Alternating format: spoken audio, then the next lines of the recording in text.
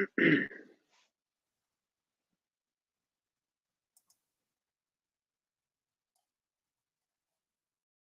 Squidward, welcome to the night shift.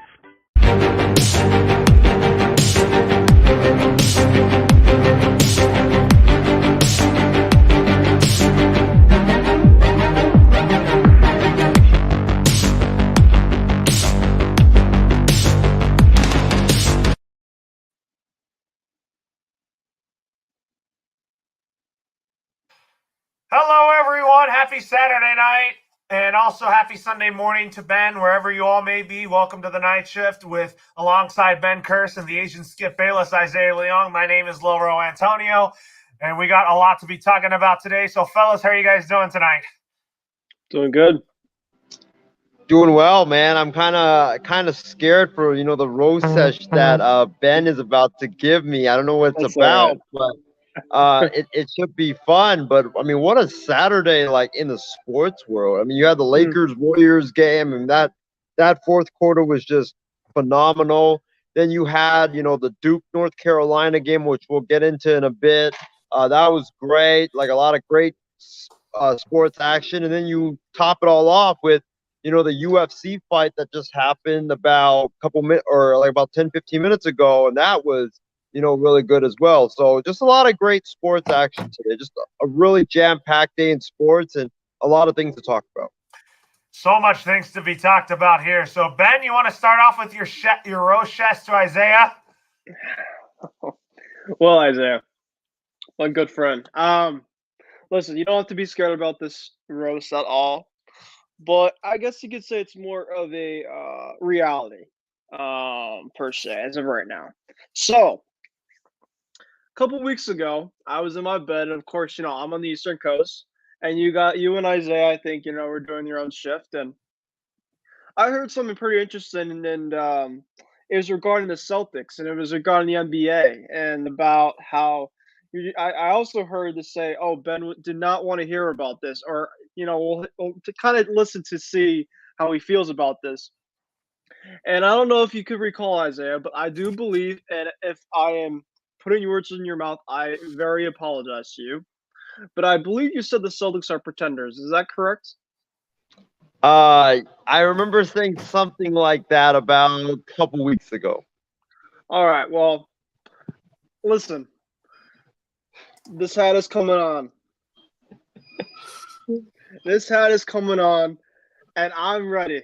I'm ready to essentially tell you that, listen, I was there this week, and I'm not going to roast you as crazy because I saw your text of me being at the game that you wanted my team to win. And that means a lot to me because it's right around my birthday, and I do appreciate you guys wishing me happy birthday this week. So I'm not going to go too far on you, Isaiah, but I do at least want to tell you something because I'm not going to let you go off the hook just to say that. Okay.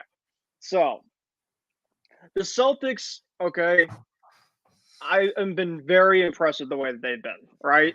They had a very tough start to the season. They're in like 10th place, 9th place. I was just having a hard time watching this team. Okay. I had a hard time watching this team. I think that, they've been in the Eastern Conference Finals for the last couple of years. So it was very disappointing. And I didn't really know what to expect out of them. But I did know that there's a lot of naysayers out there saying, "Oh, break up the two guys, Tatum and Brown. Ime Udoka, fire his ass." This is about a couple weeks ago. I remember Kendrick Perkins on First Take saying, "Put away Jason Tatum and Jaylen Brown, and it's not working anymore." And the week after, "Oh yeah, they're turning around. Keep them and everything like that." So what's going on? So when I heard Isaiah say they're pretenders, well, I'm gonna look these stats up lately. So let me just ask you, Isaiah. Okay, so they were in 10th place. Now I want to ask you, what place are they in? The In Celtics the Eastern Conference. right now, I believe they're 5th or 6th, somewhere around there. Yeah, they're in 5th place. Okay, so in a stacked Eastern Conference, essentially, with a lot of good teams, they've essentially in 2 months gone from 10th place to 5th place. If you asked me that, Isaiah, about a month or two ago, would you believe me? No, I wouldn't, honestly. Okay. All right. I'm glad we're glad we're set on there. Listen, this team has proven to people that they have turned it around. And people could say, well, they haven't been anybody good. There's no good teams out there. I will go through a list of the teams that they've been on in this hot streak. In February, they have beaten the Philadelphia 76ers. Not only they beat them in their place, but those with Joel Embiid, and there was a blowout. They also beat the Denver Nuggets. They beat Nikola Jokic with a really good Nuggets team at home. Very good one. Well, you could say, oh, they beat the Brooklyn Nets 2 times and they didn't play anybody healthy. Okay, I'll give you that. Look who they just beat last game, by the way. Honestly, the best star in basketball right now, John Morant. Honestly, the best superstar right now. I was at the game on Tuesday night. That was the first home game since the All-Star break. That crowd in the second half is buzzing because they know that this team has turned something around. Now, I'm not saying this, Isaiah, to be fair. I'm not saying this is a championship contender. I'm not saying that. I still think that there's some work to do. But you can also ask me, who was the coach of the month this past month? Ime Udoka, where people had no business saying, oh, fire him. He has done nothing about this. His rotations suck, everything like that. Well, you can tell me tomorrow they lose to the Nets. They're losing like crazy. You can tell me, oh, this blew up in my face. And I'll be okay with it. But the way that you told me that they were pretenders about a month or 2 months ago, what's going on with that? Do you have an update? Here's what I'll say. The Celtics have been making me look like a fool. The Celtics have, I don't know if Jason Tatum, Jaylen Brown, and the Celtics watched what I said and, took it personally and took it to heart. But, the Celtics, I think when I said that, Ben, correct me if I'm wrong. I think that was like 3-4 weeks ago. It was something along that line. If it was a couple months ago, now you're talking weeks ago, I don't know. It might be aging well or not aging not too well. Yeah, I don't know where was that, but I really feel like literally after I said this, that your Celtics have been playing lights out basketball after I appreciate your honesty. I That's appreciate it. Yes. It I don't know why, but it just seems like the Celtics were on a mission to prove me and other people wrong. Like obviously when I said at that time, they weren't that good.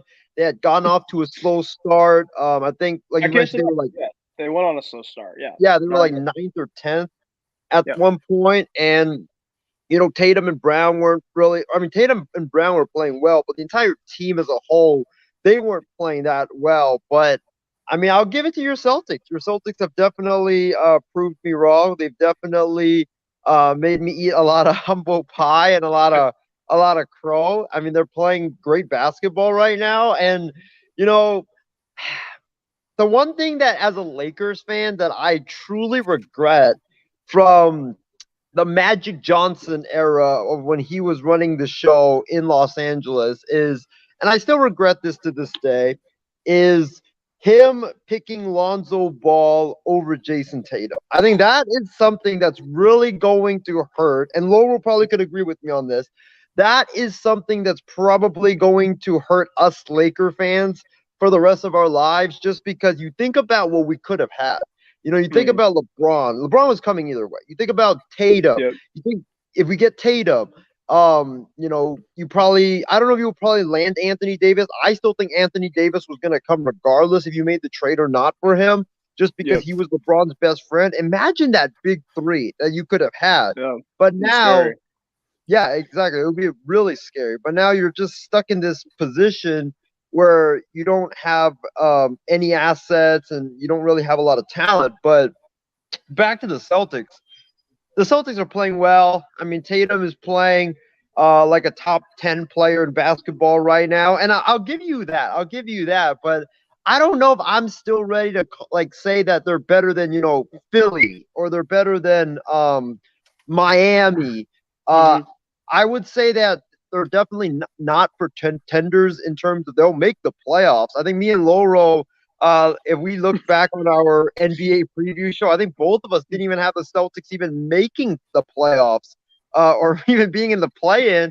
I know I remember saying something like that, but I still think Boston they are a contender, but I don't know if they can topple Philadelphia, Miami, maybe Chicago.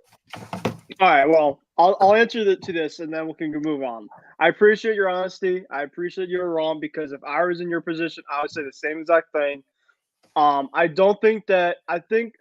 Listen, I could agree with you on this. I don't think that they're as good as Milwaukee or Philly or Miami, but they're a team right now that if they're in the playoffs, and Stephen A. Smith actually said this on first day on Friday.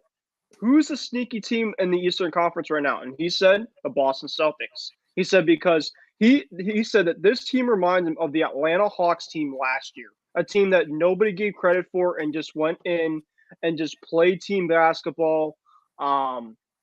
And you know, I do think that they still have some work to do. You know, whether it's getting that another star, but I'm very been impressed with their turnaround because I've been sticking through this team, and I knew that if they just turn things around just a bit, they can get up, they can get going. But man, I did not expect this. I did not expect this to happen, and I know for you guys Laker fans, it's a treat for you guys to be really bad this year, but I also feel bad at the same time because as rivalries aside, it's always good to see two teams at its best, but I just want to give you that out there, Isaiah, for a little roast session early on to start it off tonight. So, we could obviously, move on to another subject, but I did remember that, and hopefully that will age well for the next time you try to predict the Celtics. Well, Laurel, before you take the floor, I just gotta say this to Ben. Ben, you should honestly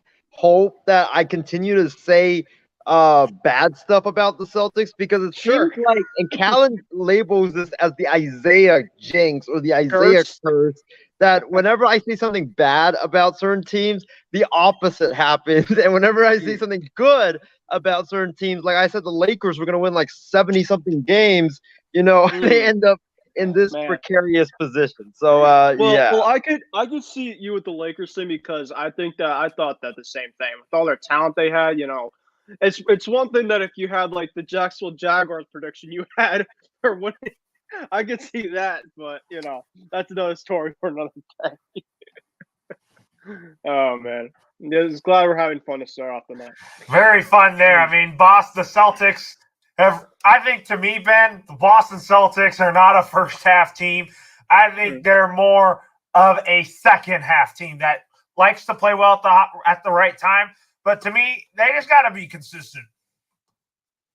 No, it's very fair because, and I was going to tell Isaiah this, as much as the streak's been great and stuff and good fun to watch, hope it doesn't peak early, right? You obviously don't want to get down to the second half, April starts to happen and they start to slide a bit, and then you kind of go, oh boy, like what happened? So, they still have a lot of work to do, but, obviously when Isaiah said this, they're like the 8th or 9th seed, and I looked at what there is now. I'm like, oh man, maybe I should give him a little update to kind of remind him. Yeah, that's all I gotta say. All right, folks. So let's stay on the NBA since we started with the NBA tonight. So LeBron James dropped 56 points to help the Lakers topple the Golden State Warriors in an extremely intense back-and-forth affair at the Crypto.com Arena. Lakers beat the Warriors 124-116 to end their 4-game losing streak. And I'm going to start out by saying this. This is a start for the Lakers to start getting back on the right track. Is this a start for me? Yes. But do they have to keep playing like this in order for them to avoid the play-in tournament? I think if you look at it, I think it starts right now. I mean, their schedule this upcoming week is going to be fairly easy because they have to play the Spurs on Monday, whom the Spurs are not a really good team. And then the Lakers go to Houston on Wednesday, and that they should be beating Houston. And then Washington is kind of like a coin flip. Sometimes Washington's good, but sometimes Washington's bad. But the Lakers have a tough test next Sunday against the Phoenix Suns. So basically, the Lakers start off the next week with an easy schedule, even though the Lakers have the second hardest schedule right now. Isaiah, I'm going to go to you first on this. What was your overall thoughts on the Lakers snapping their losing streak? My thoughts. I'll start first with my thoughts on this game as a whole. I think that this was probably the most entertaining game I've watched all season long. This was especially that fourth quarter, like that sequence with I think like that it was like a 5-6 minute sequence where it was like Golden State scores, the Lakers score, then Golden State scores. Like nobody was missing any shots. Like every possession, someone came through with the basket, and it wasn't just like easy baskets. It was like hard baskets that you would just be like, wow, how the heck did that guy make that? And it was such a great game, such an intense, fun game. And I definitely want to see this series or these two teams meet up in the first round, because I know that it's probably going to be a really entertaining 7-game series. So that's my thoughts on this game.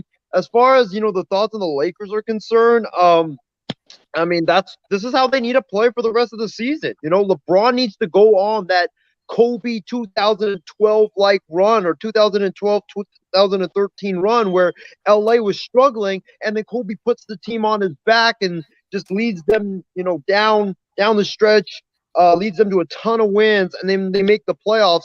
But unfortunately, he tears his Achilles in like the final couple of games. But that's kind of how they need to play. LeBron needs to put the team on his back. It started tonight, and the other guys just need to support LeBron. I mean, that's why they're there. Reeves was decent. Monk was decent. Stanley Johnson was all right. You had just the supporting cast stepped up, and they played with that energy and that enthusiasm and that effort that we've been asking for this entire season, and they finally showed that. And if they can just put this together and string a streak together, I think they'll be fine. They'll make the play-in for sure. But this is what I want to see from LA going forward. Me too, Isaiah. I mean, I'm with you on that. They have to play like this in order for them to make the playoffs. I mean, I'm more anxious to get a healthy Anthony Davis back, Isaiah, and I know that that's going to be a need. We want to welcome Big B. I mean, we'll see. We'll get to him shortly. Ben, what is your thoughts on the Lakers snapping their 4-game losing streak against the Golden State Warriors?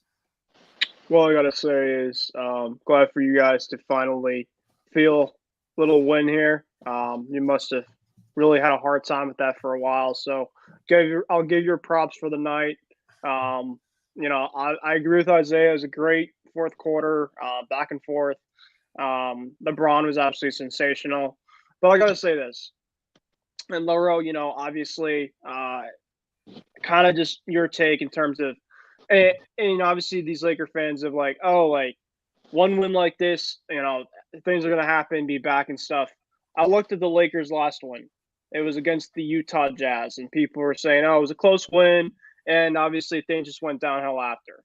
They got to prove to me, and it took a 50-plus game from LeBron James, a guy that, no offense, he's one of the best ever, but if you're relying on that every single night, it's just not going to work. It's just, the defense of the Lakers still concerns me. There's a lot of, back and forth here and there. Their bench still has a lot of issues.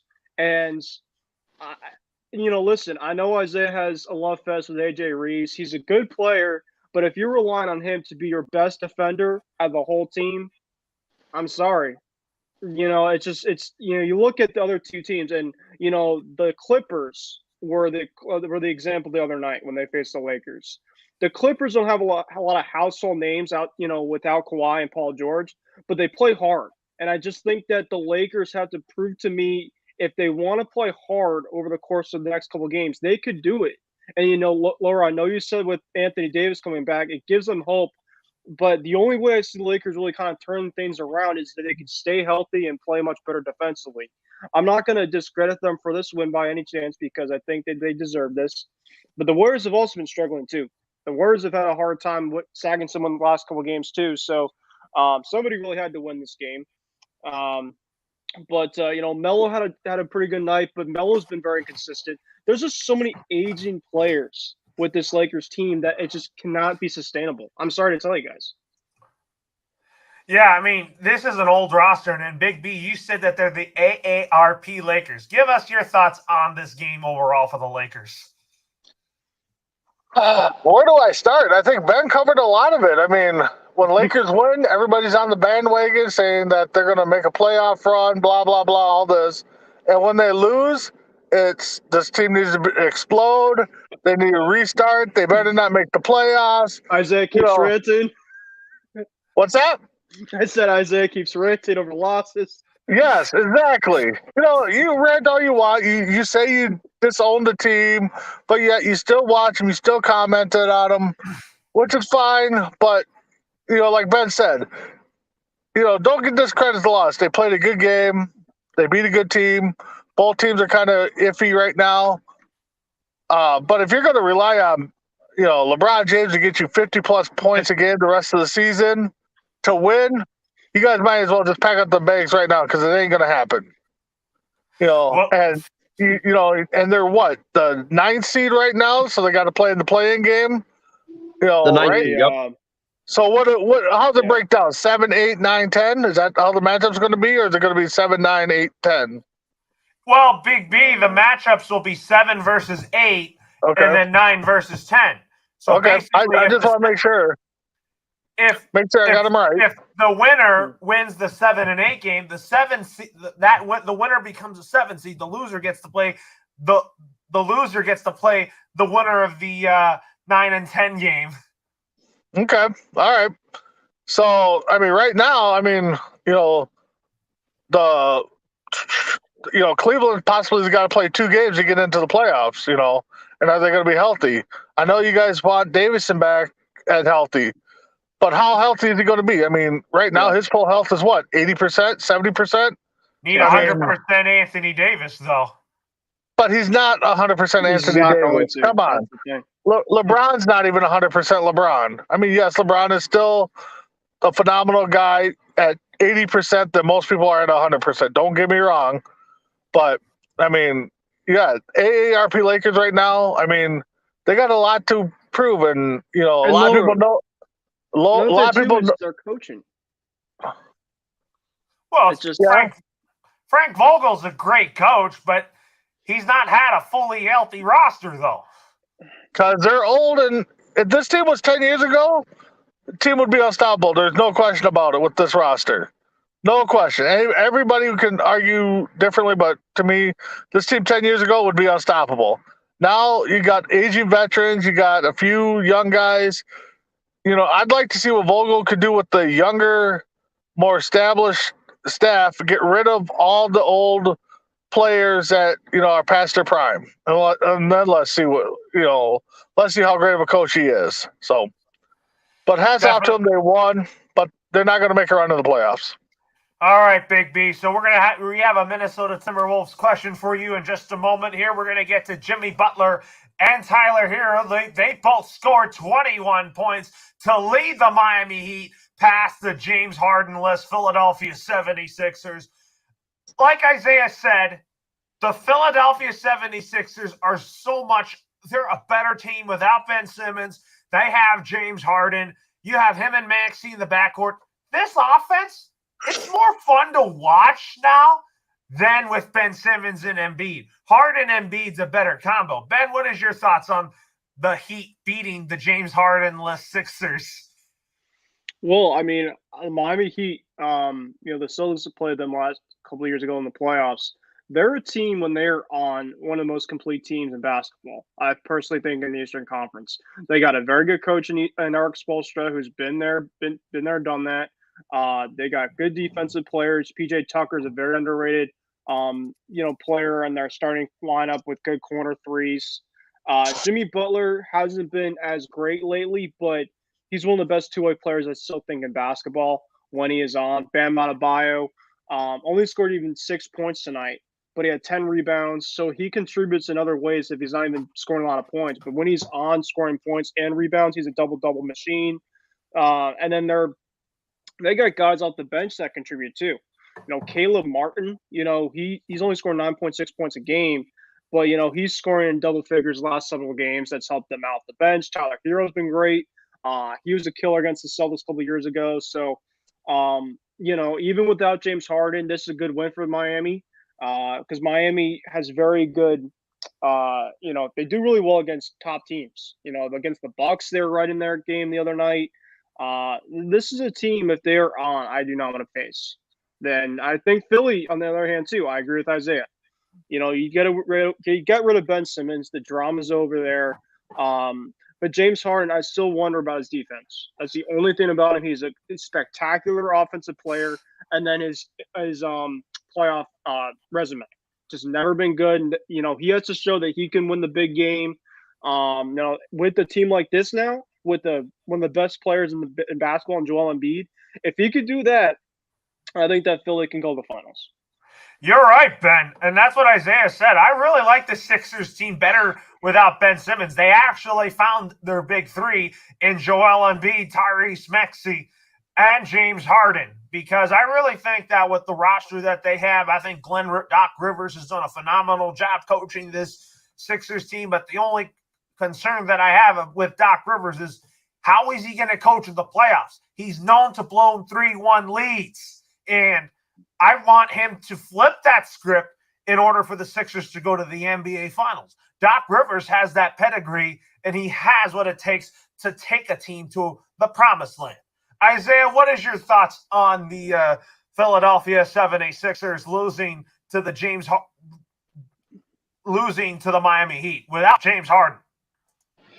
I don't think you can fairly judge Philly right now without James Harden because James Harden is a major piece of what they do, especially on offense with him, Embiid, and Maxey. He creates a lot of open shots for Maxey, for Embiid now, and also for Tobias Harris as well. So with him not being there, their offense gets bogged down just because of all the spacing and all the attention that is drifted onto him. And so I don't think you can really judge this Philly team tonight without Harden. I want to see, these two teams go up with Harden in the mix. I think it would be such a fun series to watch.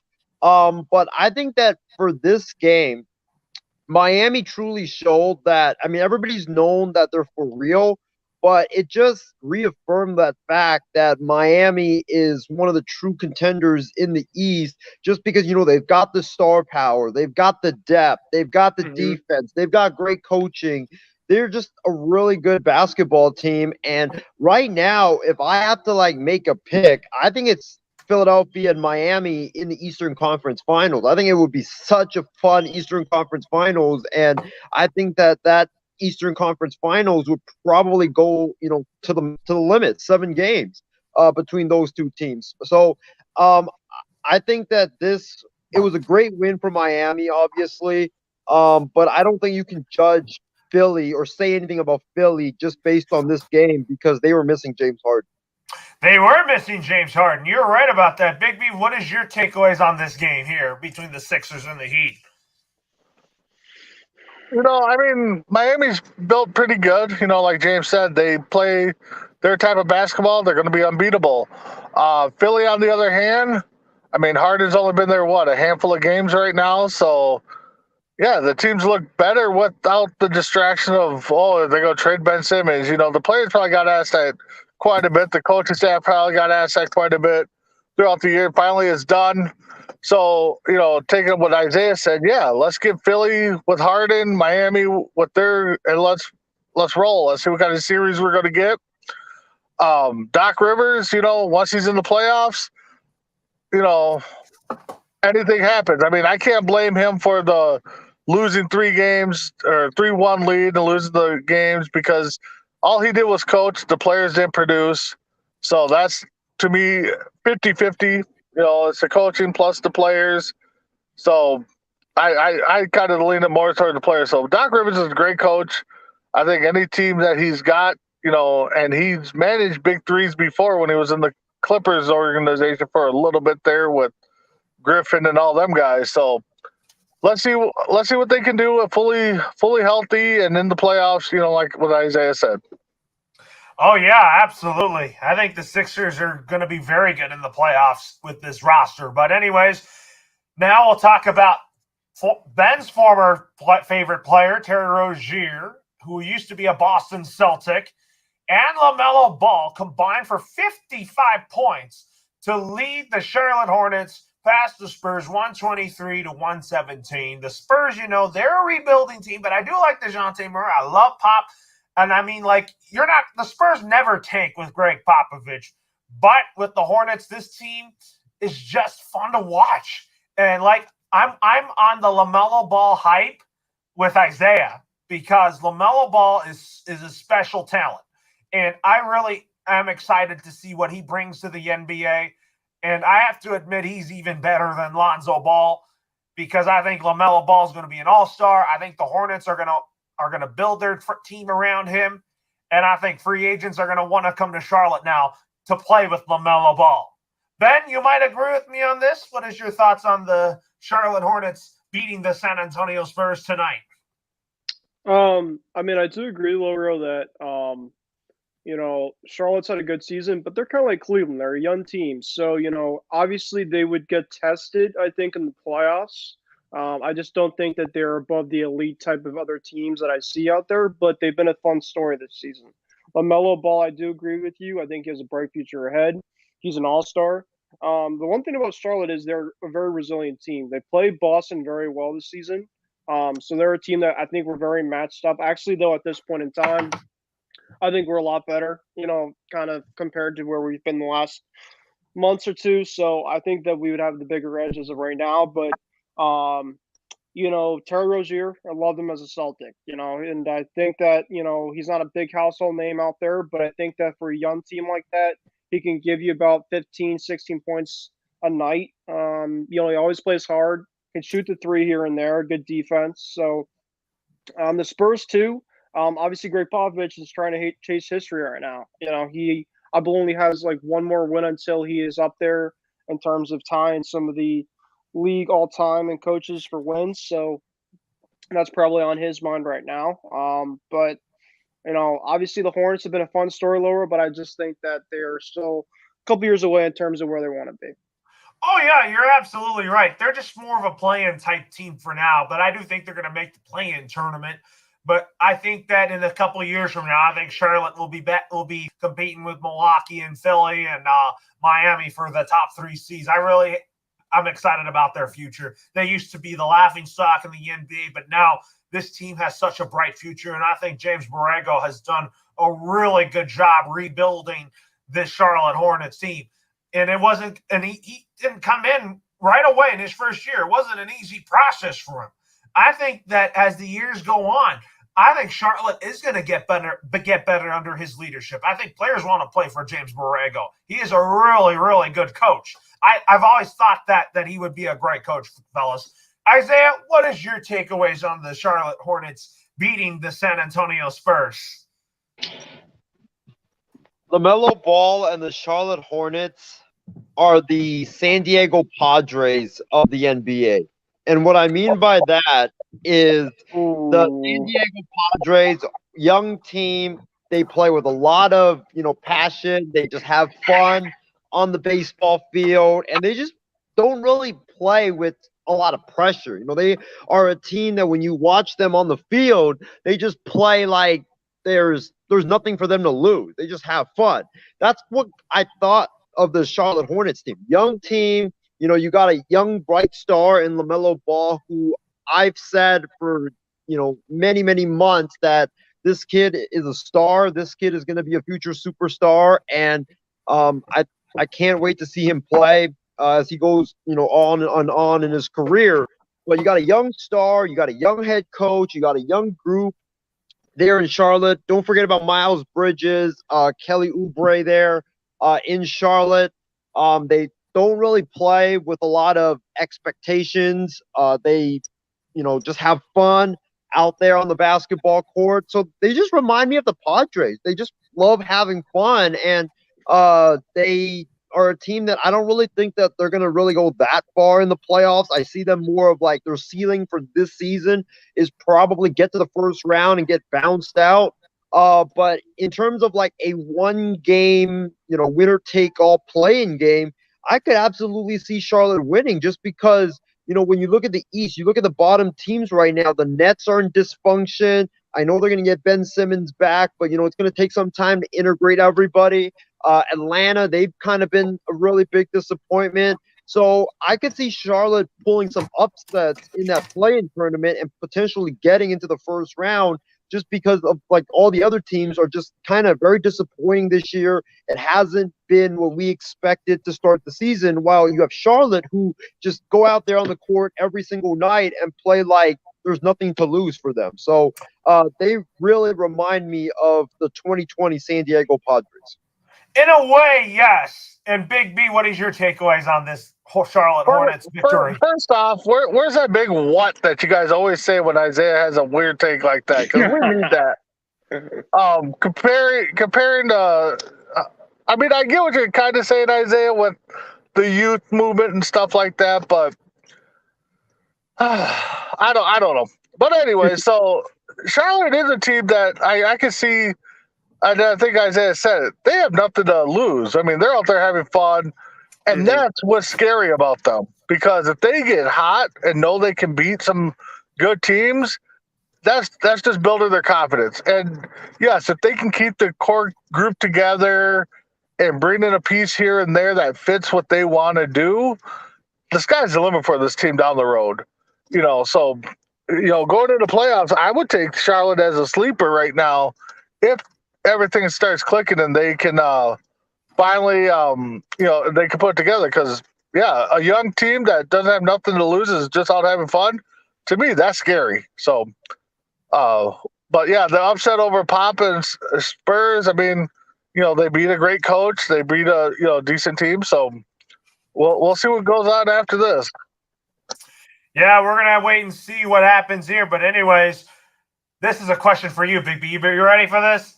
Could the Minnesota Timberwolves take down the Golden State Warriors in a potential 7-game playoff series? Like, before you go on here, look at where your Minnesota Timberwolves are. They're 7th in the West. And this team is for real.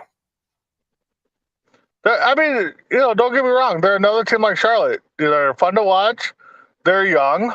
They're inconsistent. Right now.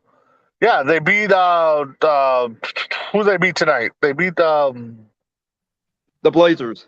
Thank you, the Blazers. Yeah, but the other day they lost to Oklahoma City, I think it was. So, they're up and down. But yet again, like I said, they're a young team. They're fun to watch. Anything can happen. They're playing for nothing. I mean, right now. So, can they beat a Warriors team in 7? I highly doubt it. I want them to. And whoever made that comment, I know who you are.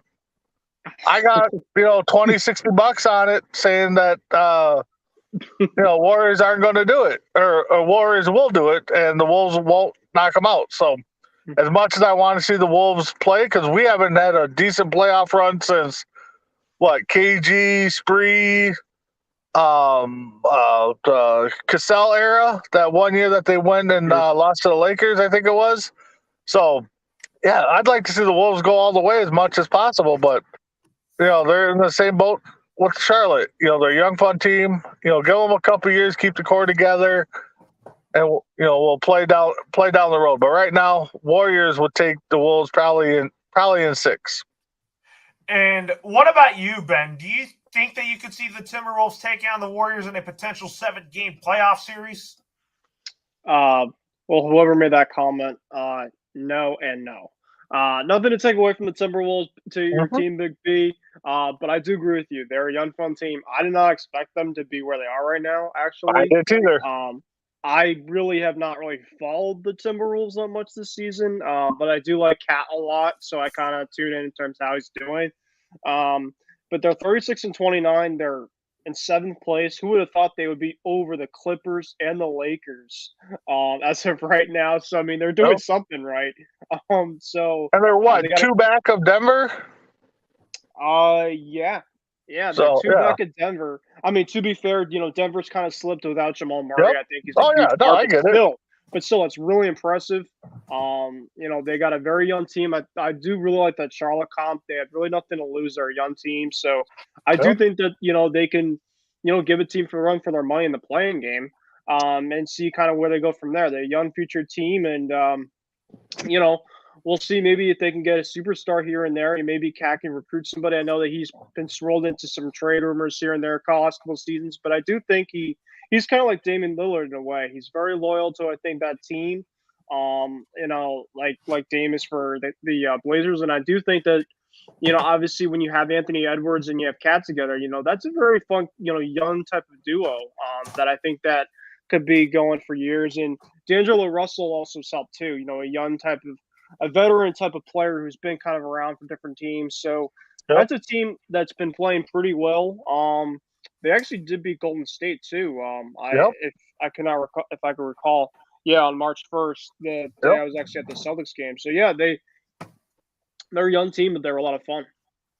And what about you, Isaiah? What do you think? Do you think that the Timberwolves could take down the Warriors in a potential 7-game playoff series?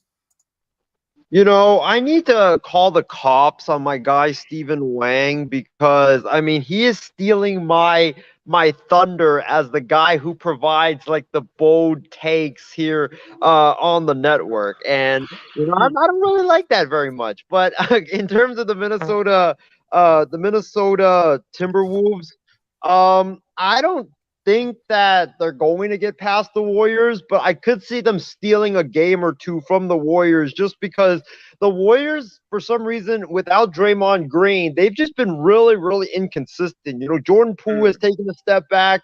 Wiggins has looked nowhere like the all-star in the second half of the season. Curry has had like a bit of a disappointing season in terms of Steph Curry standards. So the Warriors, I feel like they peaked at the wrong, like they peaked too early in the season, and now they're just kind of going through choppy waters right now. But if Draymond, if he comes back, we don't know how great of a shape Draymond will be when he comes back. Is he going to be back to the Draymond of old? We don't know. But when he comes back, Clay, he's still struggling coming back from his injury, so we don't know how he's going to be playoff time. We can't assume that he's going to be the Klay Thompson of old. There's just a lot of questions with the Warriors. And Minnesota, they're very young. They like to run up and down the court. And going up against a team like Golden State with their veterans, I could definitely see, Minnesota stealing a game or two. Also, just because Golden State, they always struggle against big men. And they don't really have a guy that can go up against Towns in the paint. So I could see Towns having a monster series against Golden State if they did match up in the first round. So I don't think they will take down Golden State, but I do think that that series would probably go like 6 games. Maybe so here, but anyways, folks, now we'll move on to the NFL. But I'll start with you, Ben, on this. He could be a potential New England Patriot. Georgia star defensive tackle Jordan Davis, who weighs 341 pounds, ran a record 4.78 seconds in the 40-yard dash at the NFL Combine. I told you, Ben, that with the first who I want in the Patriots to get with their first-round pick, I want them getting a Georgia Bulldog, but I have them getting Trayvon Walker to play defensive end. But at the same time, say, for example, if like Devon Gottschalk is a release candidate, the Patriots could also look at Jordan Davis. But I really want Trayvon Walker, though, Ben. What is your thoughts on overall this? Well, I think Jordan Davis would be a fun star in New England, but I think that the Patriots, their defensive tackle is fine. I think that they have to go a different route in the first round. I personally think it's going to be cornerback because I think J.C. Jackson is going to leave. I think that he's going to get one. I said a report the other day that he wanted Jalen Ramsey money. And let's be real, Jalen Ramsey is a very good corner. He did get kind of toasted in the Super Bowl, but he's been overall for the majority of his career a decent corner. And I think J.C. Jackson, to be fair, as much as I love him, I don't think he's up there in terms of that range. So I think that Bill Belichick, as many people are saying, they're looking at receivers, which they have to get some receivers this offseason. Whether it's Chris Olave who obviously killed it in his 40-yard dash, or John Mechie, Jamison Williams. They need to get. I know that they've looked at a lot of those guys, but Jordan Davis would be a fun story lower. But I just think that defensive tackle is not a need for the first round. Would it surprise me if Bill Belichick decides to do something that we obviously don't expect? Sure, trade down, do something, because that's what he does in the drafts. But I don't see it. I think that Jordan Davis, whoever goes to, gets that person though, is going to have a lot of fun. I mean, in terms of what he did, I mean, that's very just not normal for a guy that is that big. But I saw him with your Bulldogs, Isaiah. That guy is an absolute machine, and the guy can move. So he's been a fun story to watch this offseason. And Ben, I told you about Trayvon Walker potentially being a Patriot, and the reason why I want him is because I want to get faster at the front, because that was kind of the problems that the Patriots had in the playoffs. And Judon is fine, but I want someone opposite of Dietrich Wise Jr., and that's why I want Trayvon Walker, because Winovich hasn't panned out the way we expected it. Henry Anderson's probably not going to be healthy. That's why I want Trayvon Walker to be a New England Patriot. Well, I think that whoever they got to get somebody that can set the edge much better than they have. Chandler Jones would be fun, but he's a pass rusher that just goes up the field to get after a quarterback. They already have that with Judon. They need to get an opposite guy defensively who could essentially set the edge on the outside and know how to play both ways, right? So to kind of rush the quarterback, but also kind of stay in their lane. And that's obviously something that they just had a hard time with the last couple of games of their season. So, but I'll tell you this, Ben.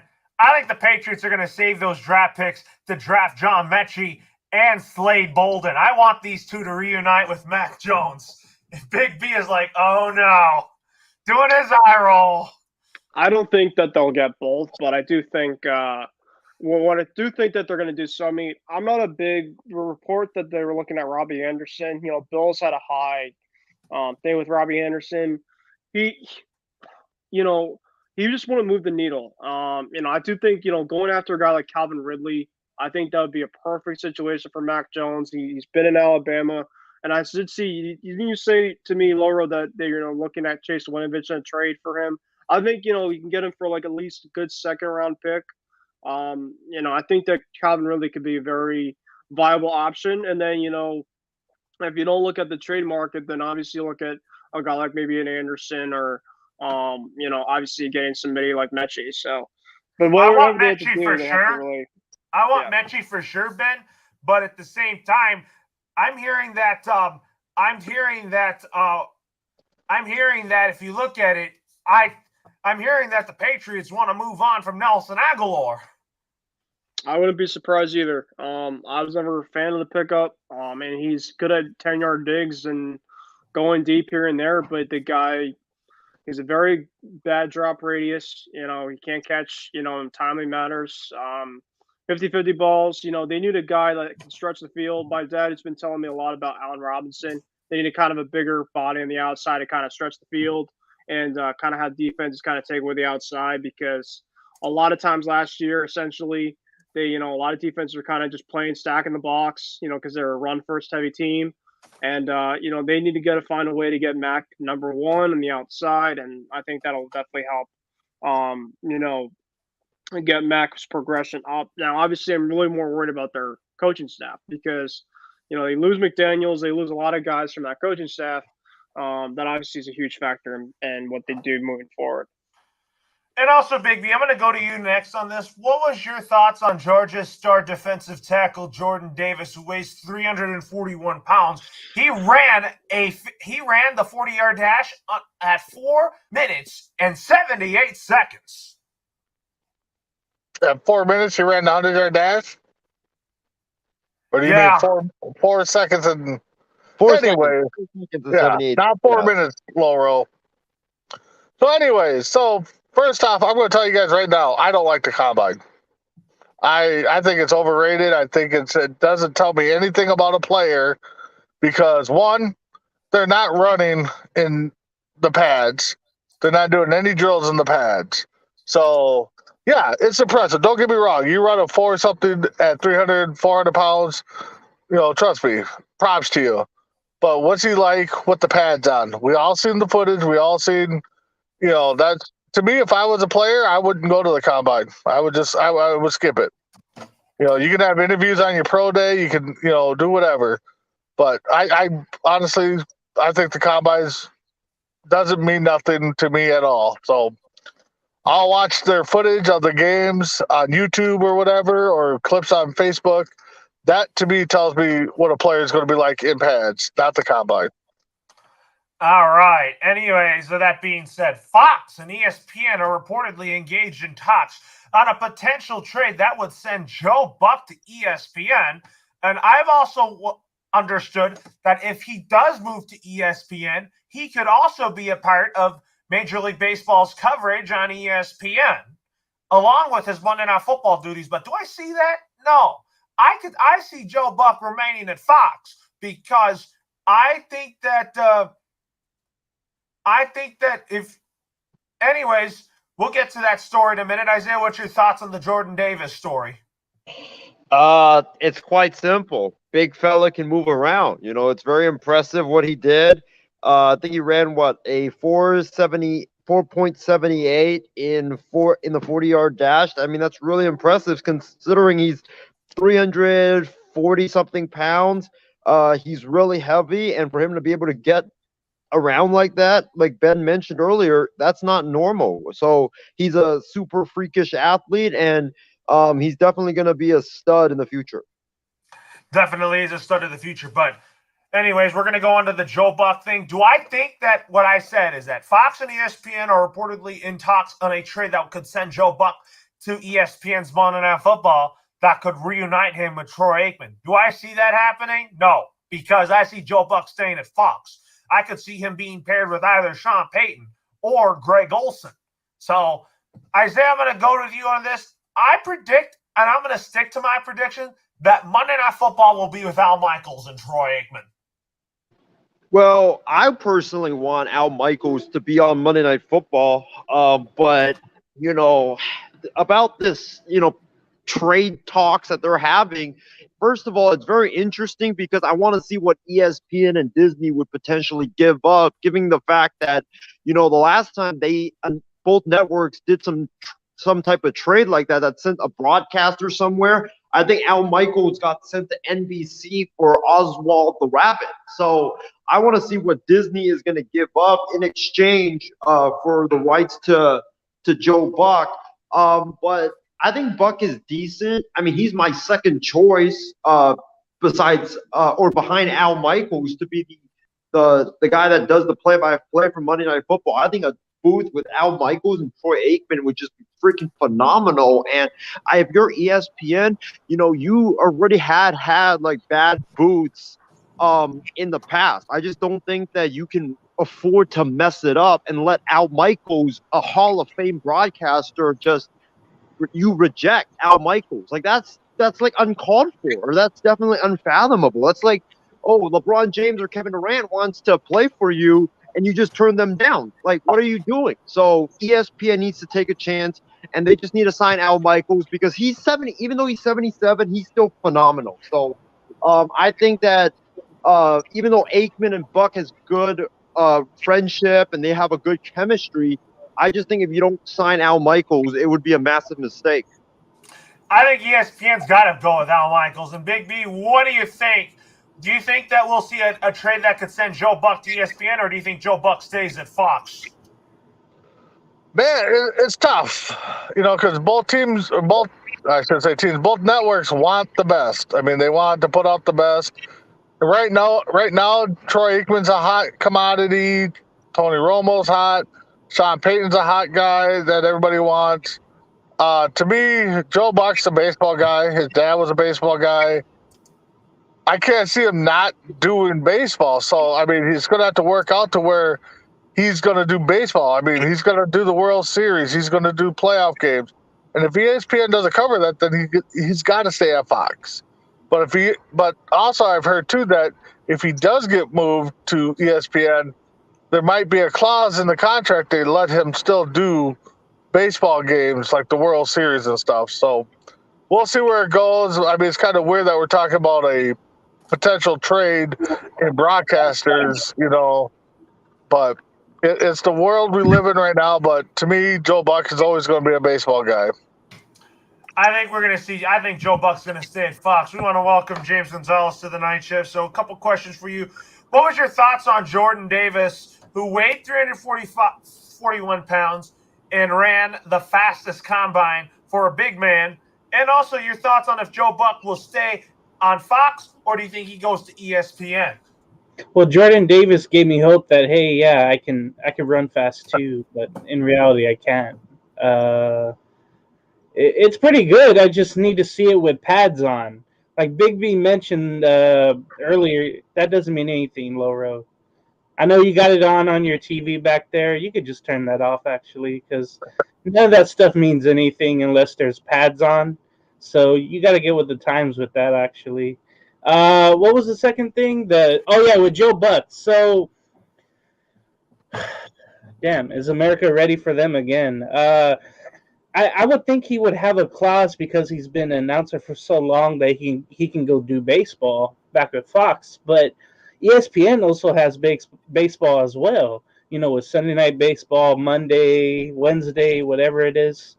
He can also do that too and be, the voice of ESPN baseball. The only thing is Matt Vasgersian is there. So, it'd be tricky, but maybe he'll get his way. Again, I'm reminded with a broadcaster trade of Al Michaels being traded for a cartoon character when he went to NBC. I think ESPN or ABC got the rights to. I forget the cartoon character name, but that's what it reminds me of. So, I think it's up to Joe Buck, pretty much what he wants to do. If he wants to team up with Troy Aikman again, or if he doesn't want to lose his big status at Fox, that's going to be the big decision he'll have to make. I don't think he's going to want to lose his status at Fox, though. Oswald the Rabbit. That's his name. Oswald the Rabbit. All right. Anyways, folks, that being said here, let's go on to some college basketball. So, North Carolina spoils Mike Krzyzewski's final game at Cameron Indoor Stadium by upsetting number 4 Duke 94-81. Hubert Davis is the right coach for the North Carolina Tar Heels to succeed Roy Williams. This team is definitely going to be good for quite a long time, but I'm a Duke guy, and Coach K, I think he's going to – I want to see him win another national championship before he retires. Isaiah, what is your thoughts on this game overall? My thoughts are that the Duke Blue Devil players should all be ashamed and flat out embarrassed about themselves because it's Coach K's final game. Like, credit to North Carolina, okay? They came ready to play. They were, like we were talking about with Charlotte, a team that walked into the building with nothing to lose because everybody thought that they were going to lose because it's Coach K's final game. You're obviously not going to let Coach K down and, have a great performance in his final game and win that game. But obviously, Carolina, it seemed like in the second half, they were the more hungrier team. They were the team that, you thought that it was no game with the way that they were playing. I mean, they just played with more hunger than Duke did, especially on defense. Duke's defense was getting killed left and right in the second half. I was watching this game at work, and I was like, what is Duke doing with all the switching that they did on defense in the second half and everybody getting lost in the shuffle?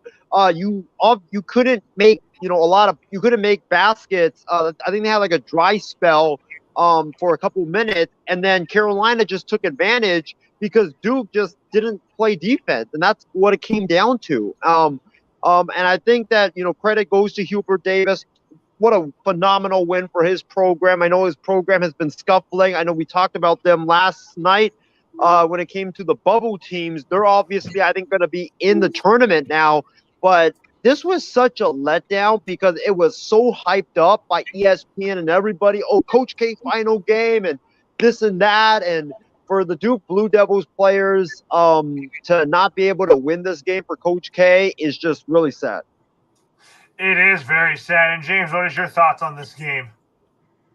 My thoughts on it: there was 4 great players there for North Carolina, but the main one who was all over the place was Armando Badcock. He scored 23 points. RJ Davis with 21, Caleb Love with 22, and then Brady Manick was putting up 3-pointers. He had 20 points, 11 rebounds. It was only those 4 guys in double figures, and then 2 others just scored for North Carolina. And even Duke had numbers from Panchero with 23, Williams with 16, Kills with 12, Roach with 15. But they started to miss shots in that second half, started to turn over the ball so much, and it led to fast breaks for North Carolina. And it was time for Bacot to go off. And I think that's what led to the North Carolina win today. And I'm so happy that it happened. And I saw, guys, we were talking about college basketball, I think, a couple of weeks ago with Juwan Howard and the whole thing with the handshake line. One of the assistants from Duke didn't shake Hubert Davis's hand, and I feel like that's appropriate when it comes to Coach K and how he coaches. There's just something, you put those two together, it's like, okay, I can see why I don't really like Duke, and it just showed in that handshake line there. But again, scoreboard, I'm happy. North Carolina won this game. It was a high-scoring game, 94-81. Yeah, anyways, what Big B, what is your thoughts on this here? I mean, it would have been nice to see Coach K go out with the win at home, but, you got, college is full of young guys.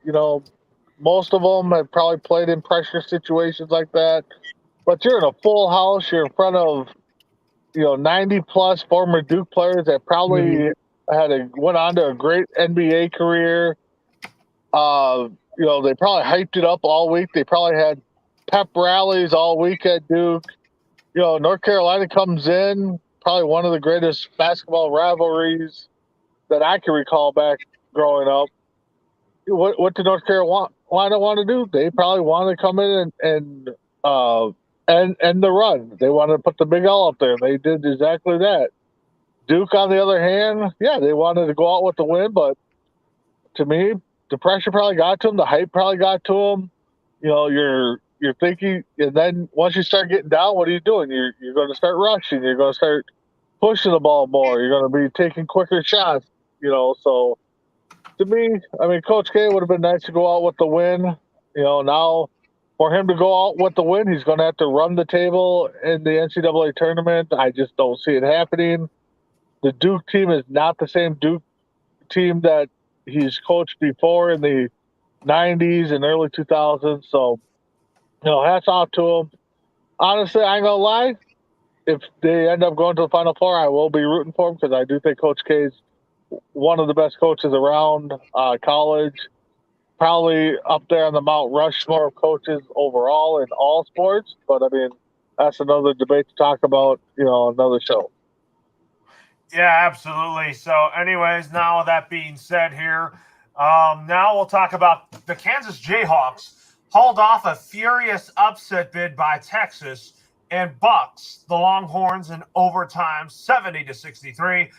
And I'll tell you what, I love Bill Self and that Kansas Jayhawks when it comes to basketball, and can't wait to see where they land in the NCAA tournament bracket on Sunday. And I'm hoping that Duke will play either Kansas or they play Kentucky. What is your thoughts on this? Oh, you're going to me? Yeah.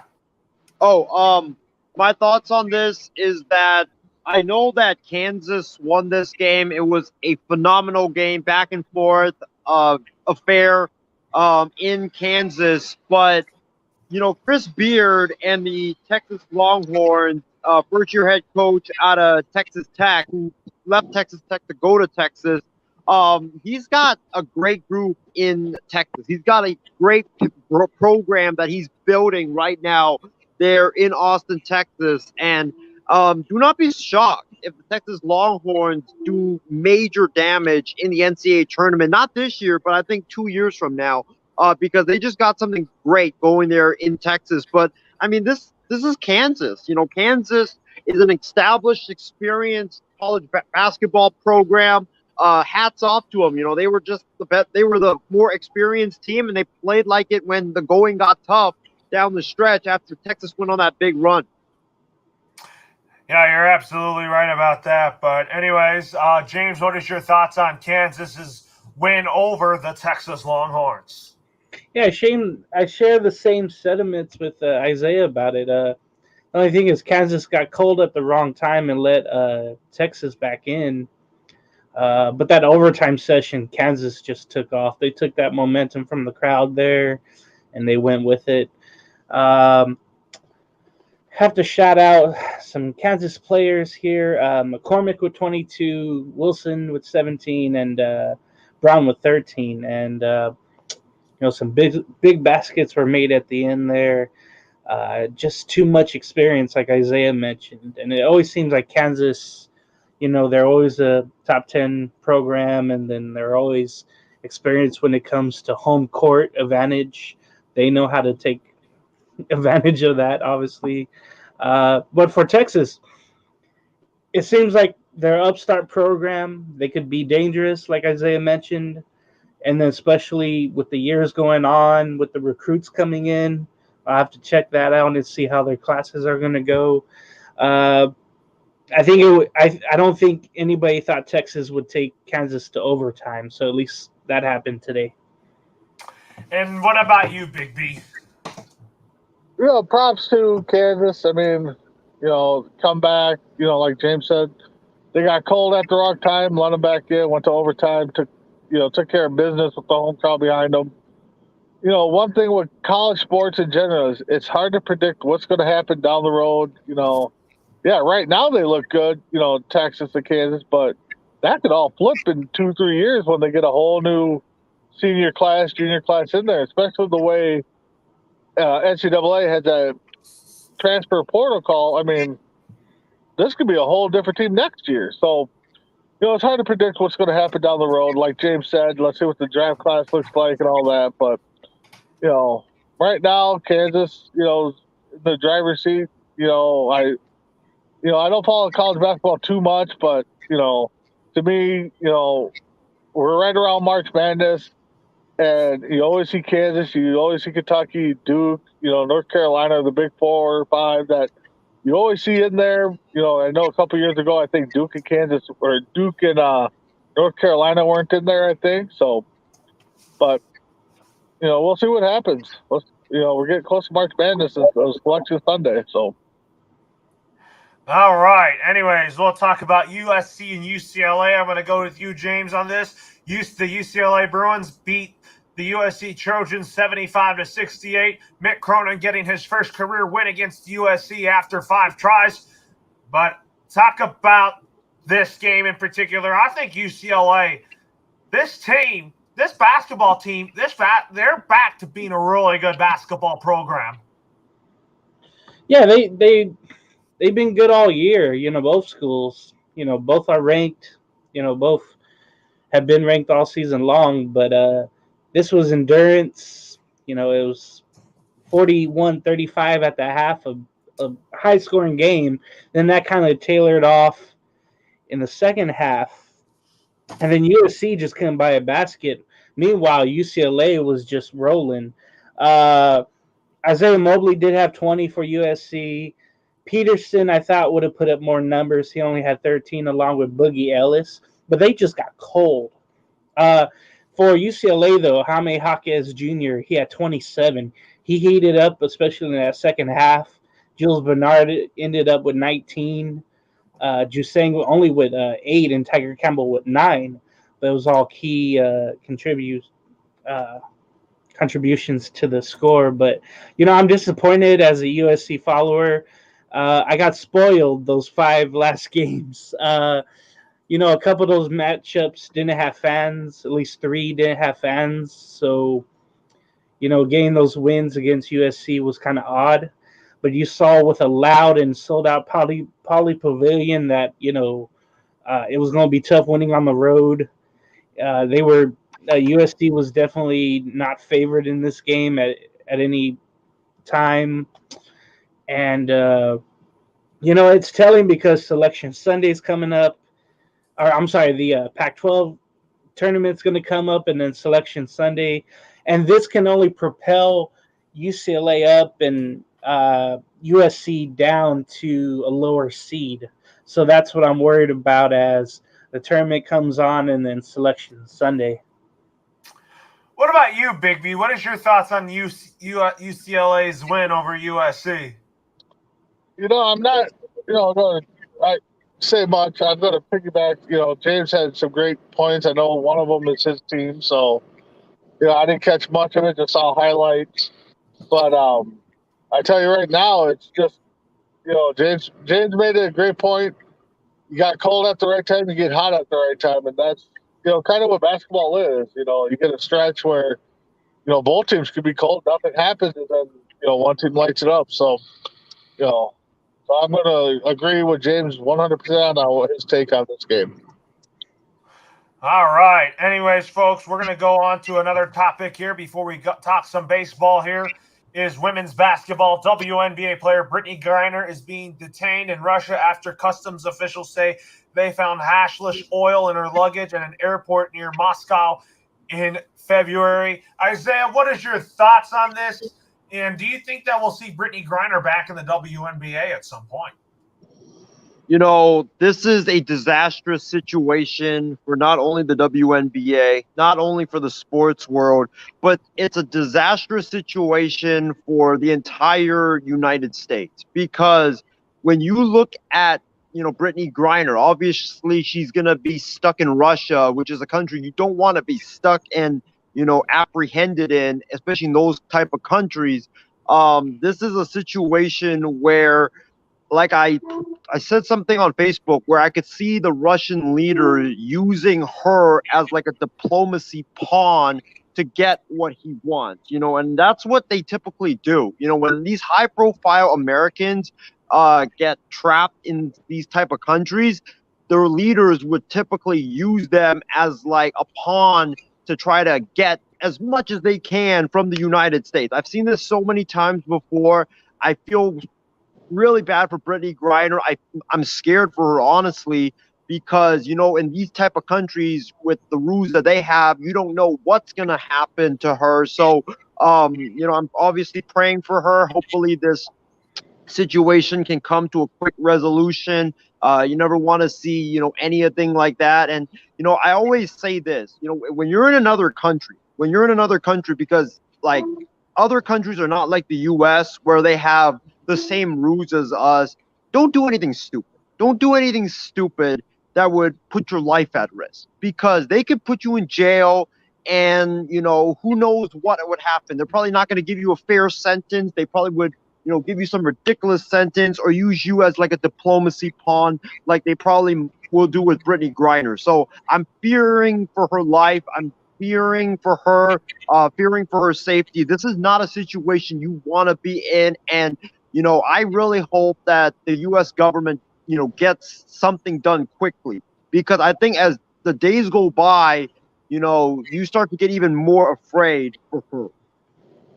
Yeah, absolutely. And what about you, James? What is your thoughts on all this with Brittany Griner? You know what this reminds me of, guys? Back in 2018 in China, what was his name? LiAngelo Ball, Cody Riley, who's on the Bruins right now, and then Jalen Hill. They were arrested on charges of shoplifting in Hangzhou, China. And remember, it took the president at the time to get him back here safely.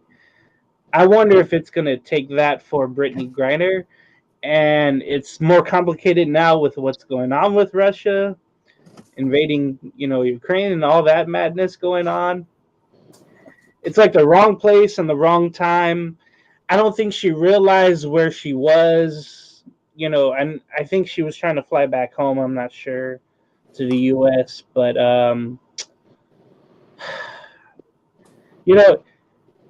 different countries, different rules. Obviously here when you carry a vape cartridge and anything that involves drugs and whatnot, it's more, you can get away with it here in the U.S. in some states at least, but not Russia. So I'm kind of worried about her with that. It also kind of reminds me of the Olympic sprinter in the 2020 Olympics, getting banned from the Olympics because she had something in her system, I believe, that dealt with marijuana, but she was dealing with, someone dying in her family. But, it just reminds me of that Leangelo situation and what he had to go through and what they had to go through to get back. So I already know that there's a Texas Congresswoman, Sheila Jackson-E, that's demanding the release, and she's bothering, the president, whoever she can in Congress, to get Griner back here safely. So we'll see how it develops the next couple of days. Anything you want to add to this, Big B? I just pray for her safety. James brought up a great comparison with. I actually forgot about the ball and those guys' situations. So I just pray for her safety. I think it's going to be a little bit more than hey, let's bring her back safety. We'll punish her here. Honestly, if she comes back in the next couple of days, great. But I honestly think it's going to be a while till she's back safely here. All right. Anyways, folks, we got some baseball news to talk about here, and it is regarding the ongoing MLB lockout. According to John Heyman, MLB and the MLBPA are set to resume labor talks tomorrow after a one-day dispute, as it's mostly about the competitive balance tax now. That's what's holding up the agreement. Isaiah, if you could agree with me on this, I think that's what's holding up the agreement here. What is your takeaway on this whole thing? And what do you want to see in tomorrow's labor talks? Honestly, I'm just kind of glad that they're getting back to the table, because I thought that once everybody left the table, we wouldn't see meetings for another month or two, and everybody would be going back and forth through social media. But it's great that they're getting back to the table quite soon. I'm just hoping for some fruitful discussion. I don't think there's gonna be a deal. If you think there's gonna be a deal tomorrow, you're delusional. But Yes. I just think that you just want some fruitful conversations. You want fruitful conversations. Make some progress. That's it. Like, I don't want to hear any more back and forth gripes by both sides. Both sides jawing at each other on social media. I don't want to see that. We saw that in 2020 when they were trying to negotiate a way to restart the season, and then the commissioner had to use the nuclear option. But we don't want to see that. We just want to see some fruitful progress where these two sides sit down, talk through the issues, and just have some good discussions. That's it. I think, Isaiah, I'm with you. I don't think there's going to be a deal tomorrow. I just want progress towards a deal tomorrow. Yeah, exactly. I think, Big B, James, you, Laurel, we all can agree that, there's probably not going to be a deal tomorrow. Being realistic here, there's probably not going to be a deal tomorrow. It's just that you just want to see that conversation get started. You want to see the ball get rolling towards potentially a future deal down the line. What about you, Big B? What is your overall thoughts on what John Heyman has reported today? It's good. I'm glad they're took the week off. Now they're gonna get some talks going again. I mean, I think it's gonna get done. But possibly not tomorrow. But I have faith it's gonna get done. It's gonna get done. It's so. I still think we're gonna miss the first month of the season. So I don't see any regulation or any resolve. Now, probably I'll say right now the goal for me would be probably mid-month. Well, we're a couple weeks away, so yeah, I would say probably around the 15th through the 20th. I think I see a deal get done if they keep meeting, but I think it's going to get done. Deal's coming. It's coming. I think it is coming, Big B. I think it is. But you're saying around March 15th, you think it's going to get done? Yeah, if they keep meeting. I mean, if they're going to have a meeting now and then wait, 4 or 5 days to meet again, then that's going to be out the door. But if they meet tomorrow, they meet Monday, they meet Tuesday, then I could say between the 15th and the 20th, I could see a deal getting done. Me too. Like what you said, I definitely agree. James, what are your thoughts there? Yeah, I'm just hoping for something to happen progressively tomorrow. Guys, I was talking with my other baseball channel and my other network I work with, and there was talks that not only do you have the first 2 weeks missed, the 2 series missing, but they probably miss the whole month of April of games. That's the realistic option right there. Just because you have to throw in spring training, and whenever a deal does get done, then you have to start from the beginning with the 4 weeks of spring training, whatever it may be. So to get the ball rolling, they have to not be offended by each other, basically. They have to go to the table and say, hey, we're not leaving until something gets done. I know the owners don't want to, open up their books and pay more than what they already are. We mentioned this the other day. Inflation is coming. Money's going to be made by the owners, and players just want some of that, especially with the big contracts. But again, this is an issue with the minimum players and what they're trying to make out of this and what's fair. And look, nothing else has to be said except, hopefully they could get something done within the next 3 or 4 days, honestly. I got one more point. If they walk away without a deal tomorrow or anywhere close, they need to get on the phone and they need to call Bobby Bonilla's agent because he works great on getting deals done. Or I could say this: the league's got to send teams memos if they're close to a deal about when it comes to opening up camps. Well, yeah, the teams will get their memos, but if it goes any longer, then I say MLB and the Players Association needs to call Bobby Bonilla's agent and let him work out a deal. I'm hoping that it's going to get done sooner rather than later, and I'm hoping that, like you said, Big B, you think around March 15th or the 14th. You said sometime next. Yeah. If they keep meeting every day, then yeah, I can see a deal getting done by mid-month. All right. Anyways, folks, we got some baseball trivia for you. We have not 1, not 2, not 3, but some 4 questions for you all today here. This question's for everybody here. And here's your first question of the night. And we did one yesterday, and now we're going to do one again today. We're going to doing these trivia questions pretty much every night shift and Friday Wild Sports Talk episode show until the MLB lockout comes to an end. And anyways, let's talk about this first question. Who owns the single season home run record? Isaiah, you go first. Oh wow. Single season home run record For a rookie. I'm gonna go. I'll give you an example. Cody Bellinger had one of these single season home run records, but his record was broken by this player in 2019. I won't tell you the answer right now. Oh, I know that one. Okay. I'm gonna say 29. 29. Was it? I'm gonna go on a limb and just say Giancarlo Stanton. No, Isaiah. Big B, James, you want to steal this question right here? I want to say it's Vladimir Guerrero Jr. Guerrero was a rookie in 2019, but that's not what we're looking for here. James, you have a guess here? Repeat the question.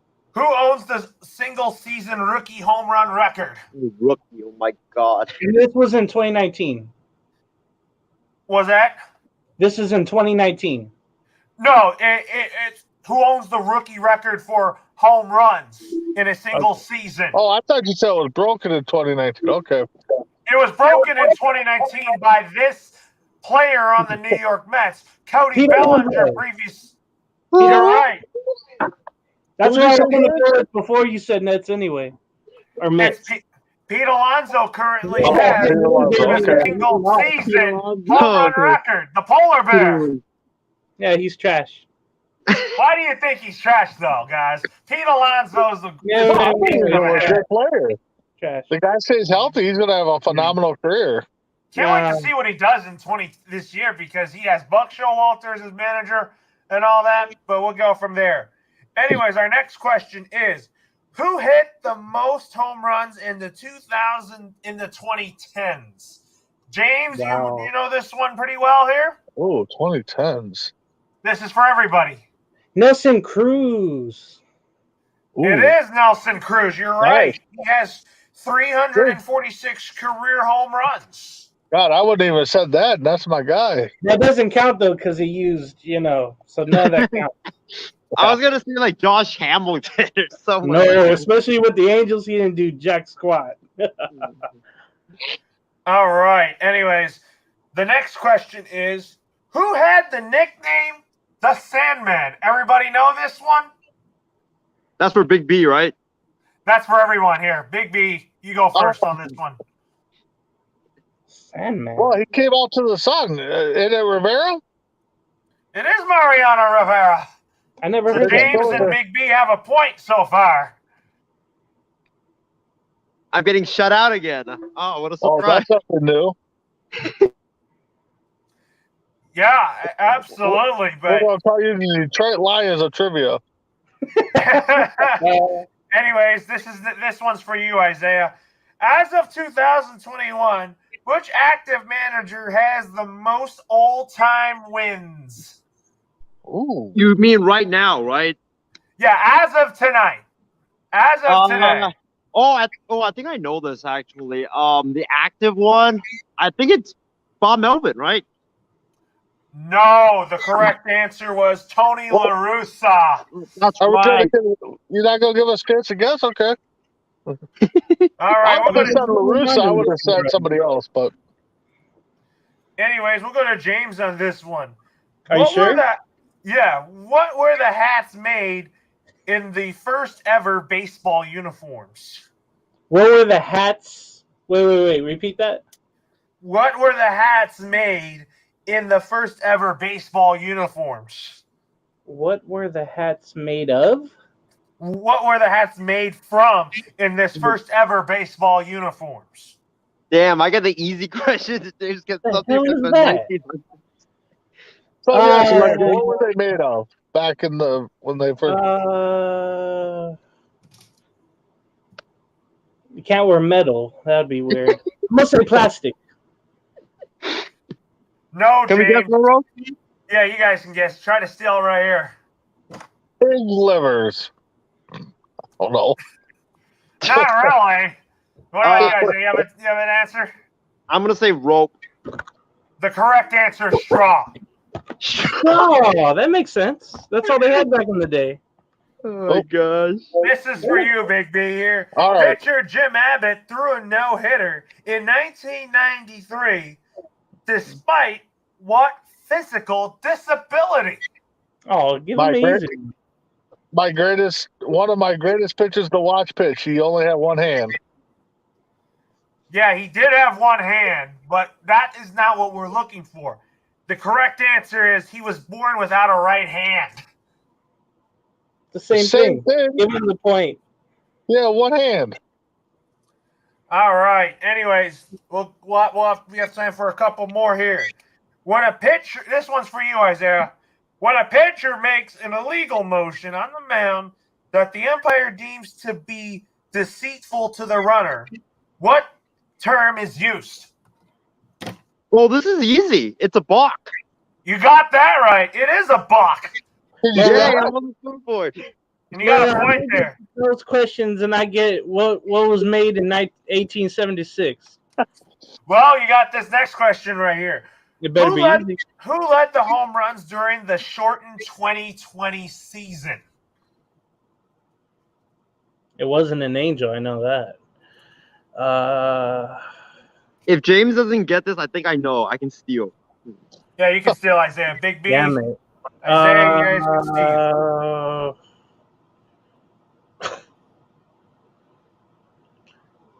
Oh, God. DJ LeMahieu. No. Isaiah, Big B, you have any guesses before I reveal the correct answer? I'm gonna go with Matt Olson because I think he had like 12. I think. Well, I mean, what about you, Big B? What is your best guess here? Oh God, I could guess the guy's first name. Last name starts with the B. Luke Volt or something like that. It's Luke Voigt. You got that right. From New York. Oh, from the Yankees. But that's right. But the dude can't stay healthy. I'm gonna go to you, Big B, on this one. And this has to do with my LA Dodgers. Prior to the 2020 World Series, how long was the Los Angeles Dodgers championship drought? Ooh. How long?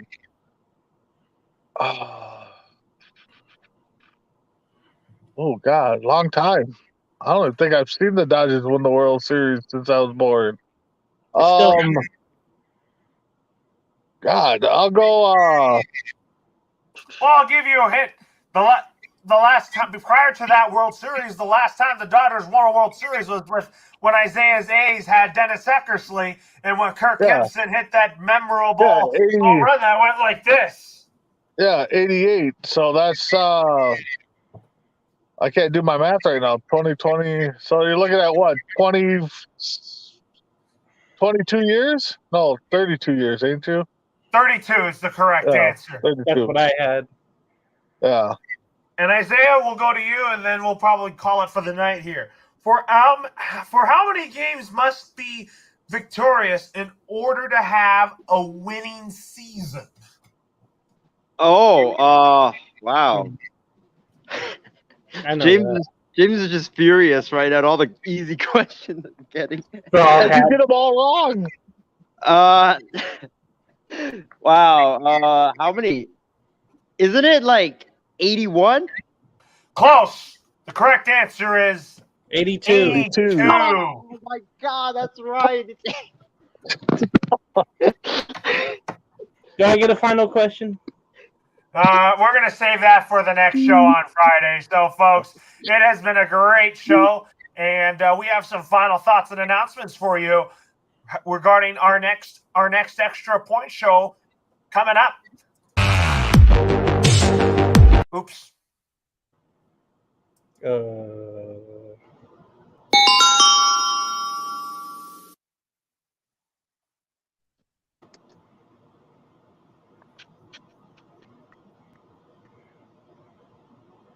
Well, let me tell you guys this. Isaiah and I have an announcement to make. Next Sunday will be the extra point at 9:30 p.m. Pacific time.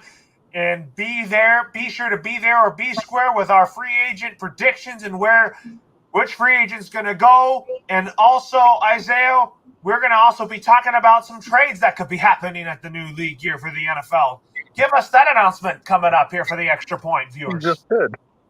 Well, yeah, I mean, the extra point next week, Sunday, March 13th, we're going to be doing a free agency preview special. We're going to be picking all of our free agent picks, where they will land, and some trades that we'll be predicting as well. So stay tuned for that. You know, it's going to be a wild and wacky show for sure. But, you know, my final thoughts is it was a great show. Thank you to everybody who tuned in. Thank you to Big B for hopping on, Low Roll for hosting, and also James for being on, and also Ben as well. Even though he had to roast me like a rotisserie chicken about the Boston Celtics early in the show. But I mean, it was all in good fun. But, you know, great show. And I still can't believe I fumbled that easy question, that easy layup that Low Roll was threw me as an alley-oop, and I just missed it. when I said 81 wins instead of 82 for the winning record for 162 game season. I mean, oh my gosh, man! I don't think Big B or anybody else will let me live that down for a while. Yeah. And what about you, Big B? What is your final thoughts? No, thanks for having me on. And yeah, Isaiah, you called it the alley oop, but you got stuffed by the rim. You got there, you just dunked it and hit the rim, and flat on your back, you win on that one. So, but no, it's a great time getting on, chit chat with you guys. And honestly, I can't wait to hear you guys' predictions and trade talks and see what kind of wild takes you guys give out next week. So, have a good one. What about you, James? What are your final thoughts before we call it for the night? Straw hats. No. The hell was that? Isaiah, did you have your rant about Coach K? No, we're gonna save that for Monday because I know Callan wants to talk to me about it, so we'll save that for Monday. Okay, because my final thought was going to be No, pyramid of success, basically. And that's all you need, really, with who I think was the best one. But yeah, thanks for having me on. Again, I was on another network, and we had some things to hash out and let go, basically, and get going with the MLB season. We hope that gets going so we can get the ball rolling on all these networks and talk about now not lockout stuff, but season predictions and whatnot. I think definitely Lowro, you would like that. Everybody would like that, and where we think our teams are be, where the it's whole. going to get done. I'm telling you, it's going to get done. We'll see. So yeah, thanks for having me on, y'all. All right, everyone. Have a great night, and we'll see you again Monday for Wild Sports Talk. And Callan McClurg will be back to hosting the show, and I'll be hosting Wild Sports Talk on Friday. Have a great night, everyone.